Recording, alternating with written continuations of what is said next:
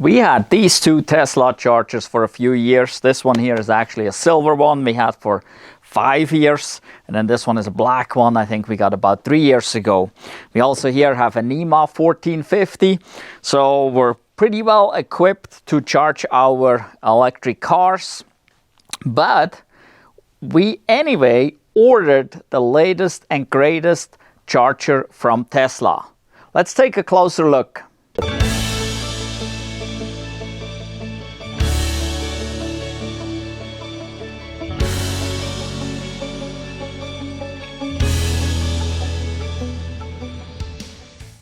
Here we go. This is it. This is the latest charger from Tesla. And this arrived yesterday. Yesterday was the 28th of September. So when you see this video, it'll be a little bit later. But it was advertised as deliveries starting in October. Well, it got here before October. So maybe Rivian should learn something from that.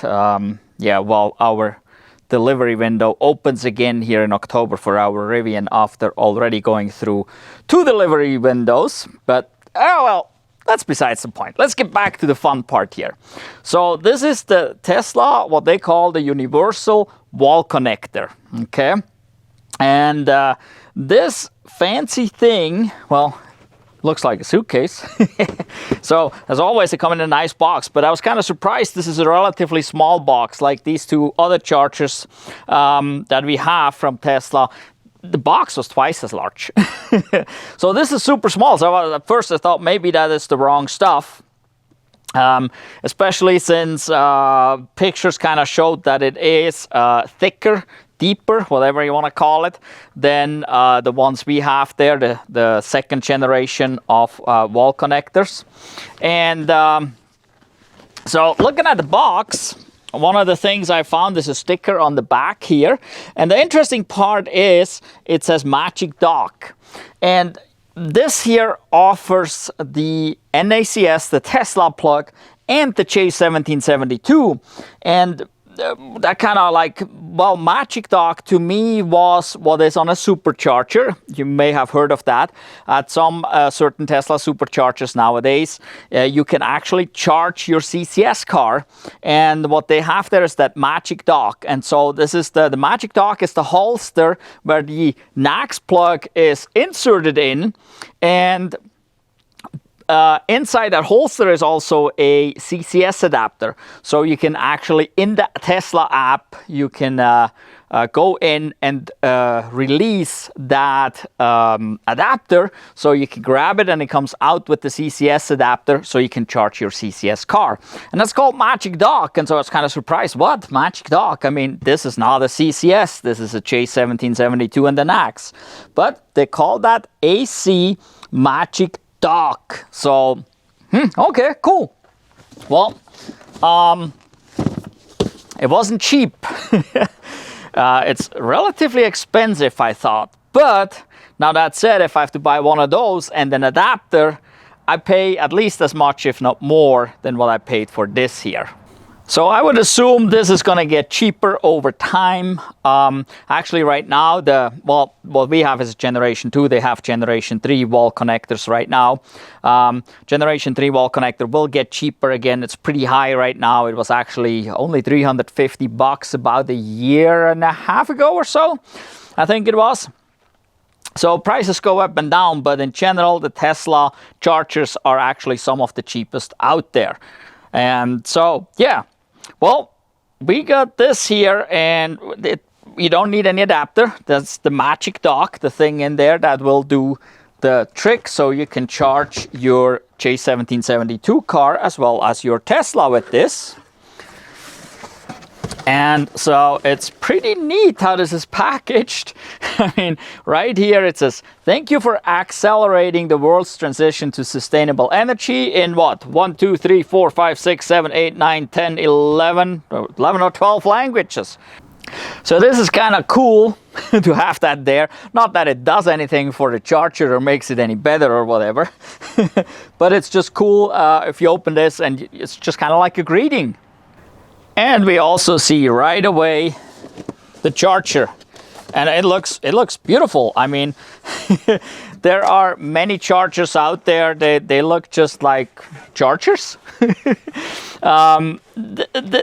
This here just looks nice. It's designed, okay? It's not just a box, it is designed. And just like the Gen 3, it's got the glass front. This here is white. I'm not 100% positive if this is the exact same front as on the Gen 3 or not. If so, for the Gen 3, you can actually get different face plates, different colors to match your car. So we could get a blue one for the blue car.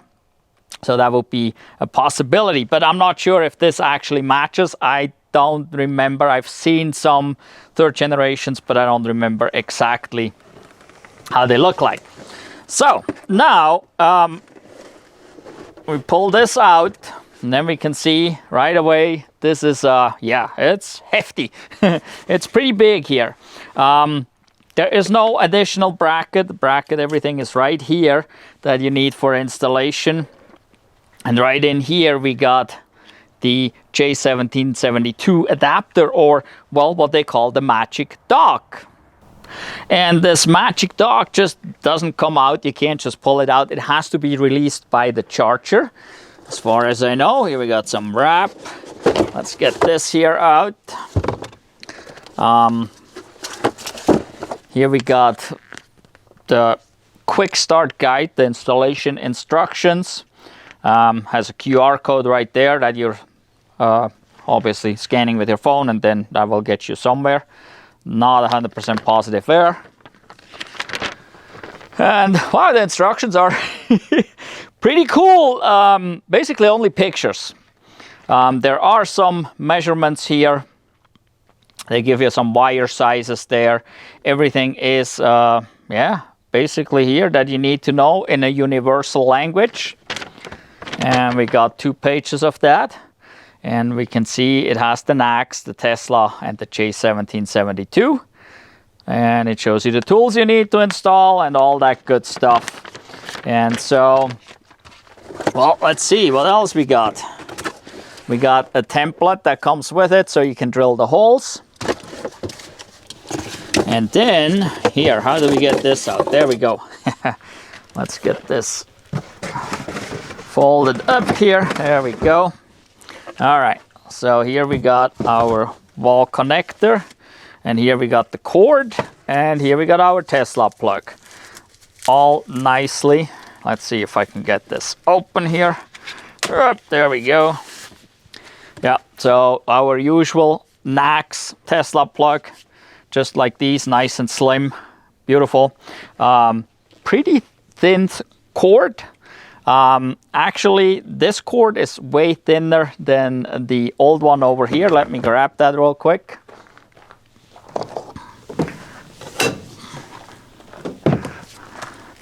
So here we go. So the plug is obviously exactly the same, just this one is 5 years old. But the cord, look at the cord. I mean, there's a huge difference in size. Holy moly. This is huge. This is, well, the old one is at least 150% times and a half the size of this one. And this old one gets relatively stiff pretty quick in the cold. This here has a different feel. I don't think this is going to get as stiff. This is a different material here on the new one that is going to do much better. And it is much smaller. I mean, this is, yeah, there's a huge difference here in size from the 2nd generation to the 3rd generation of these Tesla connectors. So that will work pretty good. So happy with that. And this cord here should be 24 feet long. That's what it looks like, and that's what they advertise. So yeah, it's nice. I mean, wow, really cool. And so that should, well, let's see here. I guess that plugs in here as storage. And if you need it, you just pull it out. And to get this out with that, the unit has to be powered up for it to release. I have to figure that part out. But yeah. It's kind of nice. So also with this actually being in here, being plugged in, these other ones, they also go into a holster, and the plug is covered but obviously there's an air gap around it, so there's a potential for debris and dirt getting in. With this here, there's almost no such potential. So yeah, well, this is all we can do today right now. I got to figure out my situation over here with having the 2 chargers there already and the NEMA 1450. I can't just add another charger. It requires either one of the chargers to be removed, but these 2 are actually connected together with the second generation. You have to wire them together so they can communicate together, so that both of them can actually run off one circuit. So I would have to remove one, but that's not really optimal. And this one can communicate with other chargers, but I believe there's no way for them to communicate with the second generation, because these are now wirelessly communicating. So if you get these here, I think you can put 6 of them up and they can communicate wireless to each other, so that depending on the circuit rating, they can derate the charging speed accordingly. So yeah, pretty cool. Anyway, I'm excited. I don't know, can I take this off? Oh, there we go. That's nice. So they got this plastic here, which helps you just pull out there. So, and let's see, can I get that back together? Maybe. Oh, now there's screws in here. There's screws in here, a couple screws, a zip tie. There is what looks like an Allen head bit that you probably need for installation. Let's see, how does this go back on? Somehow, there we go. Yeah, so all we do is pull this out, install this part onto the wall, and wire it in. We can come up from the bottom, come down from the top, or on the back side here, there is actually punch outs right here, 2 of them, so you can come in from the back side and not even show any wiring whatsoever. Let me show you this here a little closer. You can see here, this is the holster and the adapter sits in here. And then here, these are just the slide-on contacts when you push it on to the wall, a bracket or whatever you want to call it. And there's actually a nice little rubber seal here. So yeah, that's a pretty cool thing.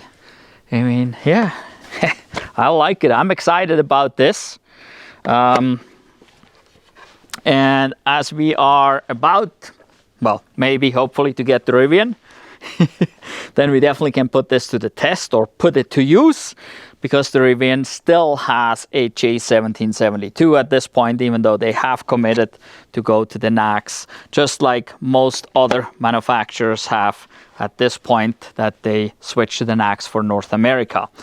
Yeah, so really cool. I love this thing. it looks good. Some people said it'll be so deep, but I don't know, it's not going to be a problem. Actually, this area is nice to coil up the cord on it, and having a little more room than like on our older one, the Gen 2. There, it's shaped like this, and so it just kind of squeezes the cord down in there. And but this here, this is just like a nice bracket. So yeah, super cool. Well, I got to figure out what to do now. I want to install this thing, but we got to do that in another video. I just wanted to show you this real quick. We'll install it, we'll test it. I'm sure it performs just as well as these, probably better.